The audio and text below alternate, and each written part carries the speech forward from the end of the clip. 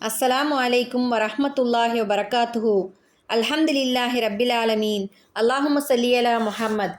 இந்த காணொளியில் நாம் காணவிருப்பது அல்லாஹ் ரசூலின் பொறுப்பில் ஃபாத்திமா நாயகி அவர்கள். உம்முஹாத்தல் மூமினின் கத்தீஜா ரலியல்லாஹ் அவர்கள் மரணப்படுக்கையில் இருக்கிற சமயம் அவங்க உள்ளமெல்லாம் தனது அருமை மகளார் ஃபாத்திமா ரலியல்லாஹ் அவர்களை நினைத்து உருகியது. ஏனென்றால் தனது அருமை கணவர் அண்ணல் நபி ஸல்லல்லாஹு அலைஹி வஸல்லம் அவர்கள் அல்லாஹுடைய வேலையில் தன்னை அர்ப்பணித்து இரவு பகல் அதே கவலையில் பல இன்னல்கள் எதிர்ப்புகளுக்கு மத்தியில் போராடி வரக்கூடியவர்களாக இருந்தார்கள். இந்த நிலையில் எனக்கு பிறகு ஃபாத்திமா நாயகி அவர்களை வளர்ப்பது யார் என்ற கவலை கத்தீஜா நாயகி அவர்களுக்கு அதிகமாக இருந்தது. காரணம், ஃபாத்திமா நாயகி அவர்கள் பெண் குழந்தையாகவும் சின்னஞ்சிறு குழந்தையாகவும் இருந்தார்கள். அதனால் கத்தீஜா நாயகி அவர்களுடைய உள்ளத்தில் இந்த கவலை அதிகமாக இருந்தது. தனது திருமகளாரை அருகில் அழைக்கிறார்கள். ஃபாத்திமா நாயகி அவர்கள் கண்ணீர் துளிகளோடு தன் தாயின் பக்கத்தில் செல்கிறார்கள். ஃபாத்திமா நாயகியை கட்டி அணைத்து முத்தமிடுகிறார்கள் கத்தீஜா நாயகி அவர்கள். எனது அருமை மகளே, உன்னை அல்லாஹுவின் பாதுகாவலில் விட்டுச் செல்கிறேன் என்று 3 முறை கூறி களிமா சொல்லி வஃபாத்தானார்கள் அன்னை கத்தீஜா நாயகி அவர்கள். இன்னா லில்லாஹி வ இன்னா இலைஹி ராஜிஊன்.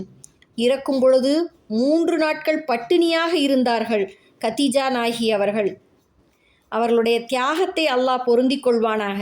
அவர்களுக்கு உயர்தர சொர்க்கத்தில் ரசூல் ஸல்லல்லாஹு அலைஹி வஸல்லம் அவர்களுடன் இருக்கக்கூடிய பாக்கியத்தை நசீபாக்கி தருவானாக. கத்தீஜா நாயகி அவர்கள் இறக்கக்கூடிய சமயத்தில் அவர்கள் அணிந்திருந்த உடையில் பல ஓட்டைகள் போடப்பட்டிருந்தது.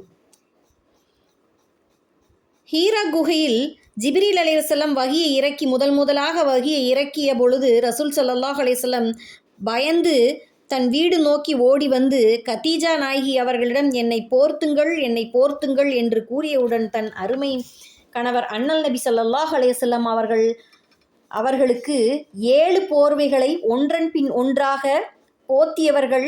திருநபி ஸல்லல்லாஹு அலைஹி வஸல்லம் அவர்கள் திருமேனியை போர்த்தியவர்கள் கத்தீஜா நாயகி அவர்கள். அவர்கள் மரண நேரத்தில் உடலை சரிவர போர்த்த முழுமையான ஒரு போர்வை வீட்டில் இல்லை. நபி ஸல்லல்லாஹு அலைஹி வஸல்லம் அவர்கள் மடியில்தான் கத்தீஜா ரலியல்லாஹு அவர்கள் தங்கள் கடைசி பயணத்தை முடித்தார்கள். இந்த நேரத்தில் நபி ஸல்லல்லாஹு அலைஹி வஸல்லம் அழுதார்கள். கண்மணி நபியின் கண்ணீர் துளி கத்தீஜா நாயகி அவர்களின் கன்னத்தில் தெரித்தது. மரணப்படுக்கையில் இருந்தும் கத்தீஜா ரலியல்லாஹு அவர்கள் நபியை பார்த்து என் ஆறுதல் கூறினார்கள். எனது ஆருயிரே, ஏன் நீங்கள் அழுகிறீர்கள் என்று கேட்டபொழுது, என் அருமை மனைவியே, உங்களுக்கு கஃன் துணி வாங்கக்கூட என்னிடம் பணம் இல்லை என்றார்கள். நபி ஸல்லல்லாஹு அலைஹி வஸல்லம் அவர்கள் 25 வயது முதல் 50 வயது வரை ஒரே வாழ்க்கை துணையாக வாழ்ந்த இந்த உம்முஹாத்தல் மூமினின் கத்தீஜா ரலியல்லாஹ் அவர்களுக்கு கஃன் வாங்கக்கூட துணி இல்லையே என்று ரசூல் ஸல்லல்லாஹு அலைஹி வஸல்லம் மனம் துடித்தது. அந்த மரணப்படுக்கையிலும் கூடி கத்தீஜா ரலியல்லாஹு அன்ஹா அவர்கள் நபி ஸல்லல்லாஹு அலைஹி வஸல்லம் அவர்களுக்கு ஆறுதல் கூறினார்கள். அவ்வளவு ஒரு வறுமையின் கோரப்பிடியில் இருந்தார்கள் ரசூல் ஸல்லல்லாஹு அலைஹி வஸல்லம் அவர்கள்.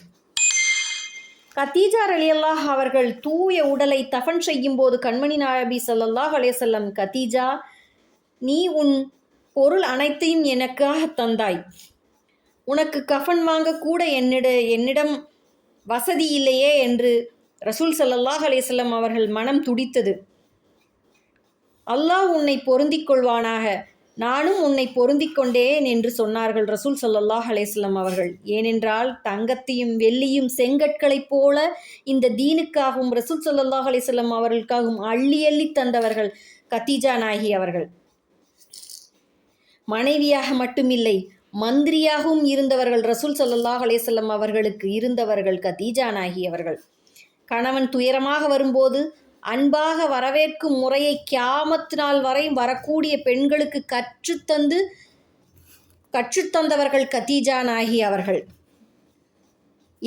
அந்த மரணப்படுக்கையிலும் கூடி கத்தீஜா நாயகி அவர்கள் ரசூல் ஸல்லல்லாஹு அலைஹி வஸல்லம் அவர்களை பார்த்து சொல்கிறார்கள், யா ரசூலுல்லா, என் தோளை கிழித்து உங்களுடைய காலணியாக ஆக்கி இந்த தீனுக்கு நீங்கள் பாடுபடுங்கள் என்று சொல்லியவர்கள். சுபஹான் அல்லாஹ். அந்த சக்கராத்துடைய நேரத்திலும் கூடி ரசூல் ஸல்லல்லாஹு அலைஹி வஸல்லமுக்கு இந்த வார்த்தை கூறியவர்கள் நம்மளுடைய அன்னையாராகிய கதீஜா நாயகி அவர்கள். அருமை தாயின் மரணத்தால் வீட்டில் உள்ள குழந்தைகள் அழுந்தார்கள். ஃபாத்திமா ரலியல்லாஹ் அவர்கள் கதறி கதறி அழுதார்கள். கதீஜா ரலியல்லாஹ் அவர்கள் நல்லடக்கம் செய்துவிட்டு திரும்பிய அருமை தந்தையாரை நோக்கி ஃபாத்திமா ரலியல்லாஹ் அவர்கள் கேட்டார்கள், எனது அருமை தந்தையே, இப்பொழுது என் தாய் எங்கே இருக்கிறார்கள் என்று. இந்த வார்த்தை கேட்டவுடன் ரசூல் ஸல்லல்லாஹு அலைஹி வஸல்லம் அவர்களுடைய மனது கலங்கியது. தனது அருமை மகளுக்கு ஆறுதல் கூறுகிறார்கள், அல்லாஹ் உன் மீது ரஹ்மத்தை பொழிவானாக. இப்பொழுது உன்னுடைய அருமை தாய் எங்கே இருக்கிறார்கள் என்று தெரியுமா? மரியம் ரலியல்லாஹு அன்ஹு ஆசியா அம்மாவுடைய வீட்டுக்கு இடையில் ஒரு தங்கத்தால் ஆக்கப்பட்ட வீடு உன் தாயாருக்காக அல்லாஹ் தயார் செய்து வைத்துள்ளான் என்று சுப செய்தியை ஃபாத்திமா ரலியல்லாஹ் அவர்களுக்கு ரசூல் ஸல்லல்லாஹு அலைஹி வஸல்லம் சொன்னார்கள். அதன் பின்புதான் தனது அருமை மகளை கட்டியணைத்து, இன்றிலிருந்து உன் தாயும் நானே தந்தையும் நானே என்று கூறினார்கள் அண்ணல் நபி ஸல்லல்லாஹு அலைஹி வஸல்லம் அவர்கள். இந்த சம்பவத்திலிருந்து நமக்கான படிப்பினை என்னவென்றால், தாயை இழந்த சிறுமி ஃபாத்திமா ரலியல்லாஹு அவர்கள் கதீஜா ரலியல்லாஹு அன்ஹுவின் தவக்கலின் வலிமையின் அல்லாஹுவின் பாதுகாப்பை பெற்றார்கள். அல்லாஹுவின் தூதரின் பொறுப்பின் பாதுகாப்பில் வளரக்கூடிய ஒரு பெருமையை பெற்றார்கள். எனது தந்தை எங்கே என்று ரசூல் ஸல்லல்லாஹு அலைஹி வஸல்லம் அவர்களிடம் கேட்ட கேள்விக்கு ரசூல் ஸல்லல்லாஹு அலைஹி வஸல்லம் சொன்ன பதிலை கேட்டு நிம்மதி பெற்றார்கள். அதில் அவர்களுடைய ஈமானின் உறுதி தெரிகிறது. என் தாயோட வாழக்கூடிய வீடு எங்கே என்று திருப்பி ரசூல் ஸல்லல்லாஹு அலைஹி வஸல்லம் அவர்களிடம் ஃபாத்திமா நாயகி கேட்கவில்லை. இதிலிருந்து அவருடைய ஈமானின் உறுதி என்னவென்று நமக்கு தெரிகிறது. இந்த சம்பவம் நமக்கு ஒரு படிப்பினையாக இருக்கிறது. இன்ஷா அல்லாஹ் நாமும் ஃபாத்திமா நாயகி அவர்களைப் போல ஈமானின் உறுதியை நாம் அதிகமாக்கிக் கொள்வோம். அல்லாஹ்விடம் அதிகமாக துஆ செய்து கொள்வோம். இன்ஷா அல்லாஹ் இந்த வீடியோவை அதிகமாக ஷேர் செய்யுங்கள். அதற்கான கூலி அல்லாஹ் உங்களுக்கு அதிகமாக வழங்கி அருள் புரிவானாக. மேலும் நாளை இன்னொரு சம்பவத்துடன் நாம் காண்போம் இன்ஷா அல்லாஹ். அஸ்ஸலாமு அலைக்கும் வரஹ்மத்துல்லாஹி வபரகாத்துஹு.